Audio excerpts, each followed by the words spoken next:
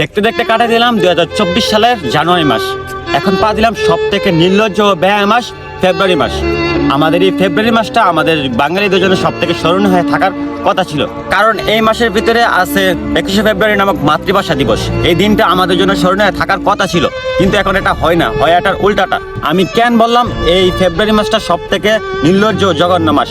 কারণ এই মাসের 7 তারিখ থেকে শুরু হইতে যাইতেছে সব থেকে জঘন্য দিনগুলা, যেখানে আমাদের ইসলাম ধর্মে বলা হয়েছে বেগানা নারীদের সাথে অযথায় কথা বলা হারাম।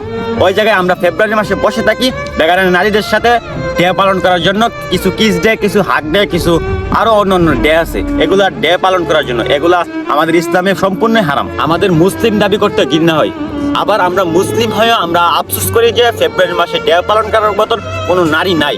ছি ছি, এগুলা বলার আগে একবার চিন্তা করার দরকার ছিল যে আমি মুসলিম। আবার এই ডে পালন করতে গিয়ে কত নারী যে হতে পারে নির্যাতিত, আবার হতে পারে হত্যা।